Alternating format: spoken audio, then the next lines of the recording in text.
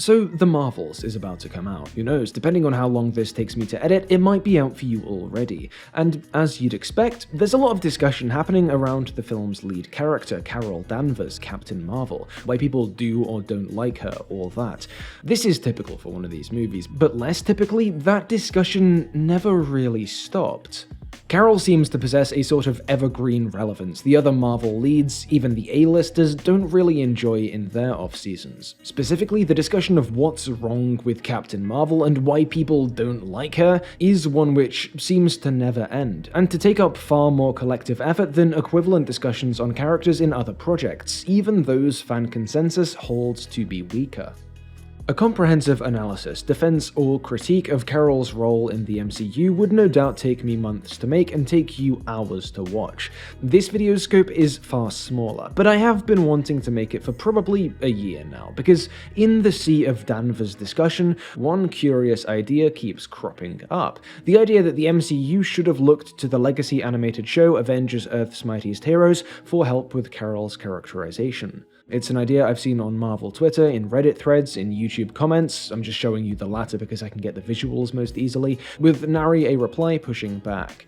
There seems to be a consensus here then, that Carol was done well in EMH and not so much in live action. So who is the Carol Danvers of Earth's Mightiest Heroes? Who is the Carol of the MCU? Is the gulf between the two really so great? And what can this comparison tell us about the often extreme responses MCU viewers have had to live-action Carol? In Earth's Mightiest Heroes, Carol Danvers is Ms. Marvel. She can come across all business, stoic. Withdraw from Earth, now! Carol? Do I know you? But beneath that outer layer, she is cocky yet friendly. That means she outranks you, old man. And as a Sword Field Commander, I outrank you back when you did ops for S.H.I.E.L.D. That being said, in dangerous situations, she's certainly a blast first, ask questions later kind of girl. No sudden moves. What, are you on its side or something? It's an evil robot. Yeah, I'm gonna shoot it now if that's okay with you too. No! And those dangerous situations themselves, well, she's rather fond of them. Okay, let's do this, ugly. Carol's not boring, she'll have a bit of fun, but when it's time to be serious, there's no nonsense. My name is Ms. Marvel, and I'm here to welcome you to Earth. Now go home. If someone says she can't do something, that's exactly the thing she's gonna do next. You cannot beat Ronan. You don't know me at all. You seek to face me again. It will end no better for you. Fall! Why won't you fall? But it's not all about ego. Yes, she's defined by her own power, her own feats, but to a greater degree than most, she's also defined by group identities, the factions she joins, the Air Force, SWORD, the Avengers, and her strong sense of affiliation to them. So I joined the Air Force out of high school. They paid for college, but I re-enlisted anyway so I could fly jets. They pulled me into special investigations not long after. They knew I was a big believer in law and order. Without rules, we got nothing. Order and rules are important to her, and one of the biggest struggles she faces is knowing when those rules need to be questioned and defied. Clint, I need you to come with me. If Nick Fury thinks you're one of these Skrulls, I need to bring you in for interrogation. Those are the rules. I may be an Avenger now, but I'm also an agent of SWORD. This is what we do. Miss Marvel, on approach you said you had a report to file? No. Nothing to report yet. So that's the beloved take on Carol Danvers we see in EMH in a nutshell. What about her big screen counterpart? Well, in the MCU, Carol Danvers is Captain Marvel. She can come across all business, stoic. You living so soon? We're just getting to know each other. But beneath that outer layer, she's cocky, Arm wrestle for the Tesseract? yet friendly. Hey, Peter Parker. You got something for me? That being said, in dangerous situations, she's certainly a blast first, ask questions later kind of girl. And those dangerous situations themselves, she's rather fond of them. Carol's not boring, she'll have a bit of fun. Don't make me do this. Okay. But when it's time to be serious, there's no nonsense.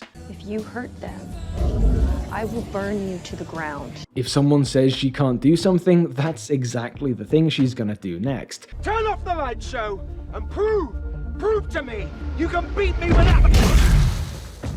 But it's not all about ego. Yes, she's defined by her own power, her own feats, but to a greater degree than most, she's also defined by group identities. The factions she joins, the Air Force, Starforce, the Avengers, and her strong sense of affiliation to them. Veers, Kree Starforce. We don't carry our identification on little cards. Heroes. Noble warrior heroes. Orders and rules are important to her, and one of the biggest struggles she faces is knowing when those rules need to be questioned and defied. It sounds like Skrull simulation, Veers. No, it's not, because I remember I was here. Stop! Remember your training. Know your enemy. It could be you. I am not gonna hurt you. She led me to you. Blimey, anyone else have deja vu? Don't get the wrong idea, these two adaptations are not identical. How could they be, if for no other reason than the fact that they're played differently? Jennifer Hale's giving a fairly gruff military performance, while Brie Larson likes to inject her Carol with a sort of affectionately dorky spirit in quiet moments. And there is even one major difference in the way these two act, which we'll talk more about in just a moment. But they are very similar. Now, the point here isn't that MCU Carol has the same characterization as Captain, Ms. Marvel, Warbird, Comics Carol always has. That wouldn't be true. Both versions we're focusing on here draw more on Carol's 21st century comic books than they do anything older. The point is, rather, that there exists in Earth's Mightiest Heroes Carol a previous version of this hero who is both a nearly universally beloved adaptation of Carol and very similar in terms of characterization to the Larson version. Not identical, but with the lion's share of the character traits we'd go on to see in the MCU hero, including seemingly her power level. Neither are invincible, of course, but many Captain Marvel and Endgame viewers didn't seem to vibe with the way Carol was as tough as Thor and nearly as strong as the Hulk. But that is precisely how Hawkeye rates her stats in the show. Did you even read her file? She's as tough as Thor and almost as strong as the Hulk. Am I saying then that there's no difference here? That for audiences to widely enjoy one and dispute the other is simply straightforwardly irrational? Well, no, of course not. All I'm saying is, we're probably best served looking outside of basic character traits and toward the way our perceptions of those traits are influenced by their respective texts and those texts' contexts.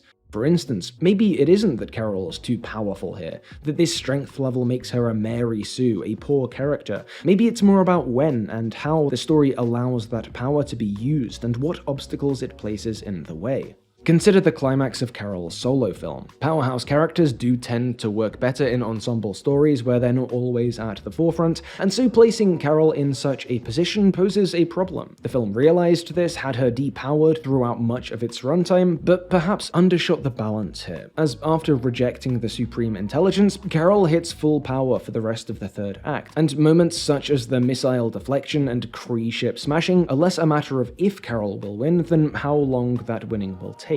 Carol's not uniquely powerful here, not compared to her comics or to other liked versions, but the fact that she's presented with solely physical challenges within this climax means there's less to overcome, and the impression of overpoweredness is given. Personally, it doesn't bother me anymore. I find what's lost in terms of dramatic tension is made up for in symbolism. She shows us she's earned the win when she beats Yonrog, stops playing the game on his terms, and so I take the space stuff as more of a victory lap, a display of emancipated power than a final challenge, but not everyone's looking at the film that way. Not everyone has to. I gather, for a lot of people, it can just come across unsatisfying on a basic level, and that is obviously valid. Another example that springs to mind is that major difference I mentioned a minute ago, which again isn't actually a different trait, just a different expression of the same traits. To wit, EMH Carol has a certain awe or reverence for the Avengers that isn't shared by her MCU counterpart. We see this most clearly at the end of episode 204, Welcome to the Kree Empire. Not too bad for your first time out. Thanks. That means a lot coming from an Avenger. Join the Avengers. I don't know what to say. And at the start of 207, who do you trust? Tony. Thanks. Go get him, Carol. This isn't mirrored in the MCU. Where are you going? To kill Thanos. or not initially at least. After the time skip, we do see her committed to the team, more than happy to be a cog in this project. Even this, though, is a far cry from the admiration we see in Ms. Marvel. This is a difference. Larson's Carol doesn't start off with that respect for the team that Ms. Marvel does, that the viewer shares. But why would she? Don't get me wrong, it makes perfect sense that the animated Carol would feel this way. She's seen the world saved by these guys, known some of them personally since well before she got her powers and got on their level, but Larson's Carol hadn't. Her familiarity with this group starts and ends with maybe having seen this guy in some old war serials at school, and maybe recognizing one of the daughters of Thanos. It's also, I think, worth remembering here that the animated Carol's respect for the Avengers only goes so far. So while this is a difference, it's not a fundamental difference in character. It is a difference created by the difference in world and situation this Carol finds herself in. A difference which itself results fairly directly from the MCU's production context, from Ike Perlmutter's infamous delaying of the Captain Marvel project to the point that making it a 90s period piece and putting Carol on a space bus until 2018 became all but necessary. Given this then, it would be strange, it would be out of character if MCU Carol had fawned over these guys, in the same way that it would have been out of character in EMH 206 had Ms. Marvel started fangirling over the Guardians. And yet, Carol's disposition at the start of Endgame often forms the basis of character-based criticism of MCU Carol. Think complaints like this. Sure, we don't actually see her response to the snap, it's off-screen, as is presumably the rest of that elaboration on what she's been up to. Endgame is a ruthlessly paced film, and while there are moments of calm, moments of character focus, most of these are of course given to those original 6 Avengers. Endgame is their swan song. Would it have been nice to see how Carol reacted, what she told them upon arriving at the compound? Sure. But which 3 minutes are you cutting from the film to find that time? So, in-universe, of course Carol would have had an emotional response to trillions of people being killed. Of course, she would have given more recent life details, but because her first team-up moment is in the jam-packed Infinity Saga finale, all that is left implied. And we see the scene selection, that is, what we're shown and when we're shown it, contributing just as much to the viewer's impression of Carol as what Carol does, just doing so invisibly. If there is a problem here, which, fairly big if, it's not so much a problem with Carol's character as it is a problem with the way the film frames her. That might seem like a pointless distinction to make, but I don't think it is. Between these two takes on Carol Danvers, then, the hero's core traits remain consistent. Far more consistent, in fact, than with other characters from this show I've made similar comparative analysis videos on in the distant past. Does that necessarily mean that either are good characters, well-written, praiseworthy, all that? No, it doesn't. But I think the fact that a still beloved take on Carol Danvers and an often reviled one are characterized in very similar ways, share identical core traits, speaks to a wide disconnect between what people are perceiving in Larson's version of the character and what is actually there in that character. Because the way we remember a character has as much to do with when and how we're shown that character, and for that matter, how discussion, review, analysis after the fact frames that character, more on that later, as it does with that character's performance or their basic characterization. I'm sure there are textual reasons the Captain Marvel film, and I suppose its protagonist, didn't capture viewers to the degree of other MCU leads. The fact that we cut away from emotion and drama-rich moments twice. I'm not really who you think I am.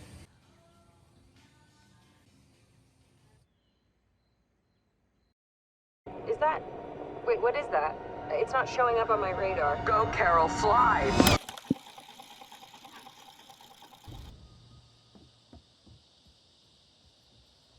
Surely didn't help humanize Carol or clarify her journey here, but there's a huge disproportion between the quality of Captain Marvel and Endgame, the nature of Carol's characterization therein, and the intensely hyperbolic, ever-resurrecting nature and tone of the criticism leveled at all this. Honestly, if you got in a time machine, traveled back to 2012, and directed the same standards people have for Carol today at a character like Captain America after they'd had just one solo movie and one team-up appearance, you would come away with similar conclusions about one-note dispositions and lacking arcs. That's A. B is that, as a comparison to Earth's Mightiest Heroes shows, even when people are criticizing Carol's character, they're rarely actually criticizing her character. Their reasons are more often to do with what's shown and what isn't, and the positions this franchise has placed Carol in as a result of that prequelized introduction and the perlmuttery meddling that necessitated it. But when we are talking about the character herself, rather than the films she's appeared in, either all you people are wrong about Earth's Mightiest Heroes, so let's start slinging mud at that show too, or Carol is, at her core, fine, good even, and not at all deserving of thread after thread, video after video of vitriol 4 years after her last major appearance. And to that you might say, well, remember, she's got a big movie coming out any day now, surely that's grounds for all this critique. But no. Remember, if the problem is with the film's handling of her, why on earth are we looping the Marvels with a largely different cast and totally different writing team to any previous appearance of this character into it? Especially since, from the trailers at least, it actually looks a great deal like it's figured out a way to combat that power level problem, saddling Carol with both that temporary teleporty restriction on power use and the less temporary burden of having to wrangle 2 unruly allies the whole time. Those aren't difficulties that can be punched through. Doesn't make sense, does it? No. It's almost as though for some, it was never about the character or the films at all. In the last 5 or so years, an honest-to-God cottage industry has sprung up around criticizing near enough every little thing Brie Larson said or done, right down to her body language during promotional events.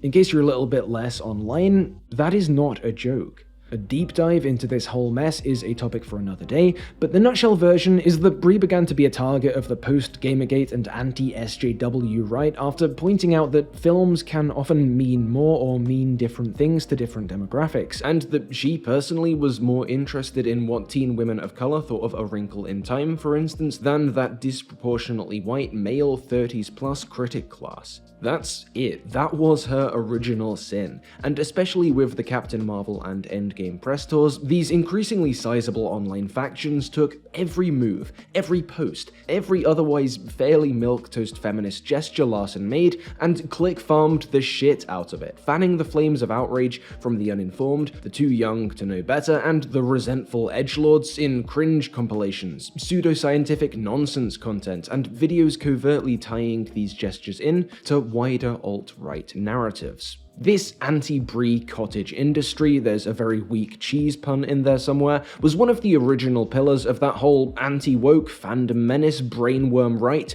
we sometimes like to talk about on this channel, to the point that many thumbnails for unrelated anti-woke videos will just chuck Brie's face on there. Hating her is a part of their code. And across millions of views, countless clicks across countless platforms, it's a part that's seeped through no man's land, broken anti-woke containment, and become an instinctively accepted part of many Marvel fan spaces. Seriously. The comments I threw up a moment ago were from one of these perpetually spawning "let's all discuss what's wrong with Carol" Reddit threads, which I was originally planning to be a far bigger part of this video before the script ballooned to an unworkable size, but for real, I'll drop the link down below. Follow it, Control-F Brie Larson or actress, and get reading. It's everywhere, it's upvoted, and it's utterly intermingled with genuine character and film critique. So after all this, to look back at Earth's Mightiest Heroes is to look back at a great show. A show whose characterization and narrative synthesized decades of comic lore to somehow implausibly create a new whole, feeling at once faithful, satisfying, and fresh. A show whose second season boasted a great opening run of episodes, one highlight of which is a brawling, powerhouse, kind but tough Carol Danvers who won't take stick from anyone, who displays a rough shine alone or as part of a team. But to look back at these episodes, and indeed to look at people's recollection of these episodes, is also to look back at a show, a time, when Carol Danvers could be strong, outspoken, eager to prove herself, as tough as Thor and nearly as strong as the Hulk, without a bunch of people having a problem with it, and without those problems coming to define even unrelated people's discussions of the character. Looking at this, looking again to MCU Carol and her discourse, looking at the way the Marvels was implicated in this forever criticism months before it released, the takeaway must be this. There's a difference between a character themselves and how we're shown that character, and there's another difference between that and the impression that showing leaves a viewer with. Each of these items can be criticized, of course, but unless we make an effort to separate these out, to make clear and to know ourselves what specifically we are saying, when it's relevant and when it isn't, every reasonable critic's point about this arc or that beat risks getting rolled up into fuel for the eternal flame of Carol Larson vitriol, a flame which is itself habitually used to ignite far nastier, far more dangerous blazes, and is just an evil, mean-spirited, and frankly stupid thing too. This video is sponsored by me begging you to subscribe. Seriously, if you've seen my videos before, you'll know I very rarely ask this, but come on. We're only about 10k away from getting the play button, and even if this video doesn't do great, it'll probably clear 10k. That plaque is all I want. For real, even if you didn't like the video, just sub for like a month or two, then come back and cancel. Holy god, I need that plaque so bad. And a huge thank you, as always, to all my supporters on YouTube and Patreon, especially Hanan, Daniel Goldhorn, Karen Kuhlman, Magath, Ryan Emily, Something Capitalism Bad, Thomas R, and Weirdy Beardy. But yeah, we're done, see ya.